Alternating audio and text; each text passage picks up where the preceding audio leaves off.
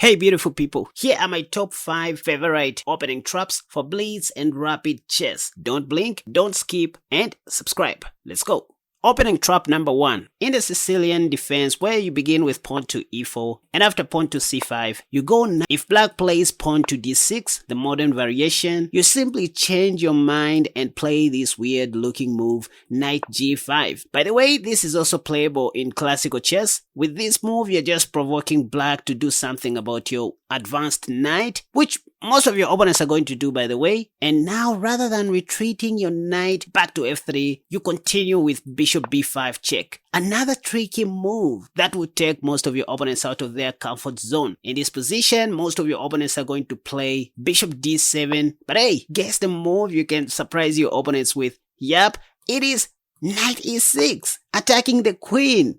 Say, Casper, how does this even make sense? If f takes e6 is played, this will lead to mate in 2 after pawn to g6. Pop. So black should never take the knight on e6, and they can't even take the bishop, by the way, due to knight takes. So maybe black should play queen b6 like this, after which it now becomes easier to oversimplify the game. So you begin with bishop takes. After knight takes, you simply take on f8, and probably they are going to take with the knight. And then from here, you continue playing your Grand Prix pawn structure without your light squared bishop. Why do I find this to be interesting? Well, first of all, this kind of takes most Sicilian players out of their comfort zone. And secondly, it's just a new opening surprise to fool your opponents very early in the opening stage. Opening trap number 2. In the reverse Stafford Gambit, what you're about to see is evil. So you begin with pawn to e4, and then after pawn to e5, you start with the bishop's opening. And then black will most likely play knight f6 because that attacks your undefended e-pawn, which you ignore on the third move. And the point is, if knight takes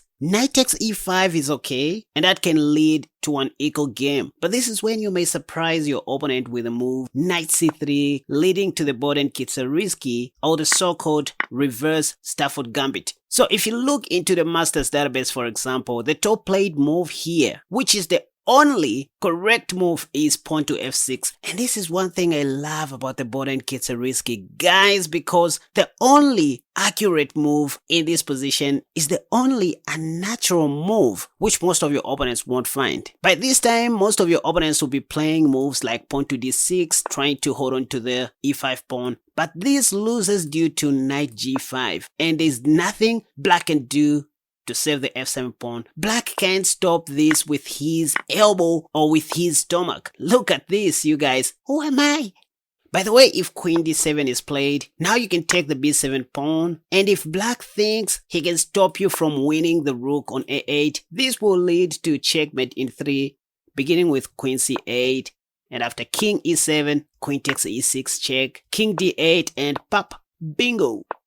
Now see, after successfully getting the reverse Stafford Gambit in the opening stage, the other move that most of your opponents will try is this move, knight c6 guarding the e5 pawn. But once again, you can just go knight g5, and there's serious trouble on f7. You're just going to win back your pawn with a comfortable position, plus forcing black to lose his right to castle.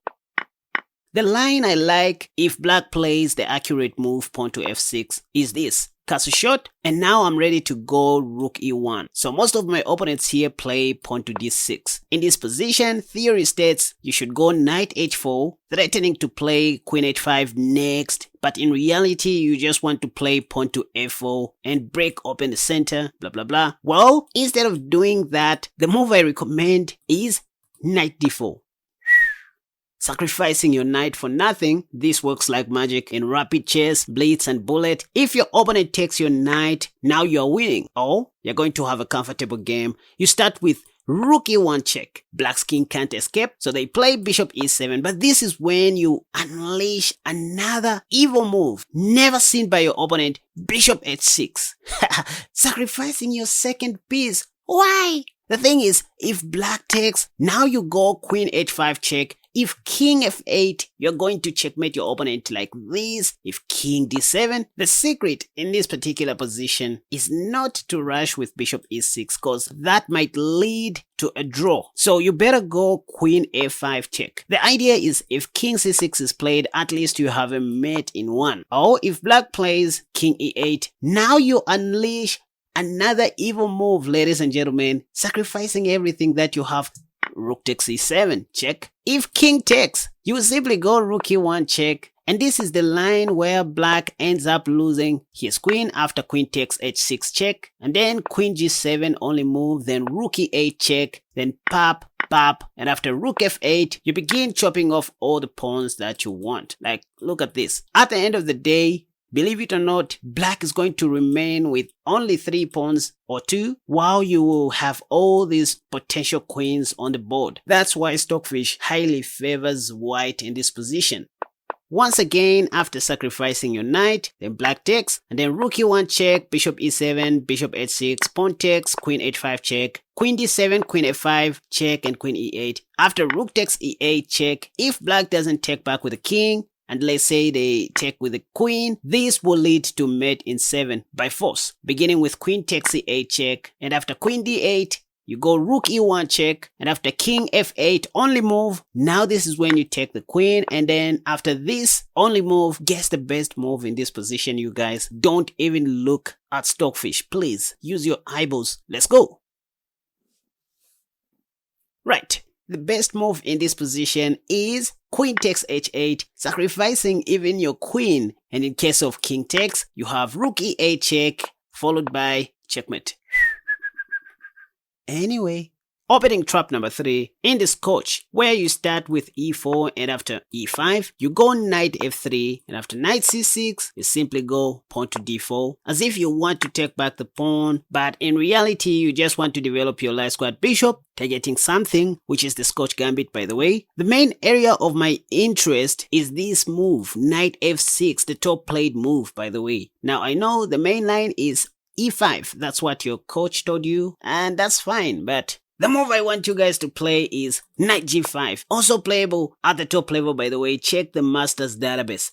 Grandmasters play these things. So this kinda looks like the max range attack. Here you're just targeting the weak f7 pawn. If black plays pawn to d5, you simply take, and after knight takes d5, the top played move. I know you're looking at this fried liver sacrifice, but it doesn't work in this position, because if you rush with knight takes f7, black has this intermediate move, queen e7 check, because your king is exposed, and on the next move they will end up capturing the knight with their queen, not with their king. So what you want to do instead of taking on f7 right away is to castle short, and the moment black plays the top played move in the Lichess database, bishop e7, that's when you resign. That's when you sacrifice your knight on f7, and after king takes, now you go either queen h5 or queen f3 check, because you just want to take back your piece with tempo, and it doesn't just make sense for, black to bring his king towards the center due to rook e1 check. And if this you have queen takes, this is not just good. By the way, if knight e5 in this position, you have bishop f4, and there are just so many pins, you're going to win some material here. So after king takes and queen f3 check, black should not up his queen, and I've seen people playing king e8, but here you can just take. If rook f8, you just go queen h5 check. If pawn to g6, you first of all take like this with check, buying time before capturing the h7 pawn. This is winning.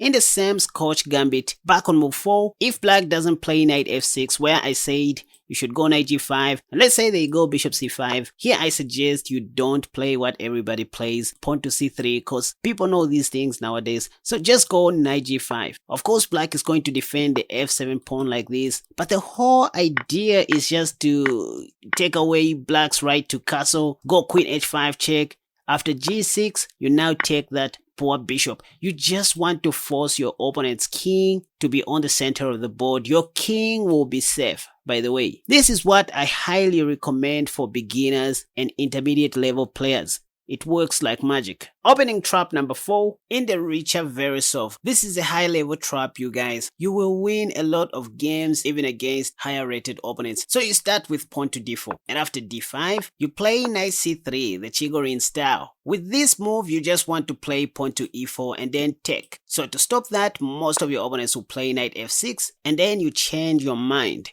All you are waiting for is your opponent to develop their light squared bishop in order for you to checkmate them very fast. So you begin with the move pawn to h4, as if you are drunk, drunk in love. And after the second most played move, bishop f5, you don't imitate them. You first of all go bishop g5. The moment black plays pawn to e6, which is the top played move, as you can see in the Lichess database, that's when you trap their light squared bishop like this. Pap, starting with pawn to e4. Guys, believe you me with all your teeth, most of your opponents won't see this coming. Say, Casper, what happens if bishop takes? Well, you now go pawn to f3 rather than going home. If bishop g6, of course you have pawn to h5. The knight is pinned to the queen, so black can't take. If bishop takes, you have rook takes. That will be a free piece. If bishop f5, now you go pawn to g4 and just like that, the bishop is trapped. If pawn to h6, of course you take on f6 first, and after queen takes, bingo. Guys, like I'm serious, most of your opponents won't see this coming. You're going to win a lot of games.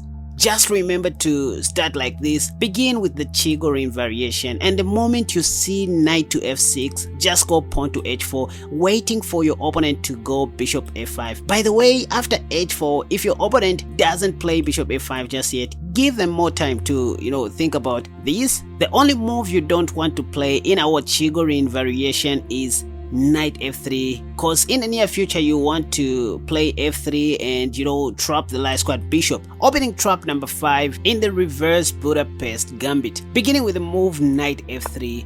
I love this move because the top played move by far is pawn to d5. You can check in both the Lichess database and the Masters database. Over 22 million chess players respond with pawn to d5. After this, I recommend you go pawn to a4 right away. And here you're just waiting for your opponent to play pawn to c5 in an effort to grab the whole center so that you can play the reverse Budapest Gambit with the move pawn to e4. By the way, this is called the potato opening. Check it out. If d takes e4, you go knight g5, and after knight f6, trying to defend the pawn, you develop your other knight. You just want to take back, right? So most of your opponents will play something like bishop f5, after which you can now go bishop b5 check, and you will see most of your opponents, by the way, blocking with their queen's knight the same way they do in the normal Budapest Gambit. And then this is when you go queen e2, and look at this. The top played move here is pawn to a6. By the way, let's pause a little bit, you guys. If you think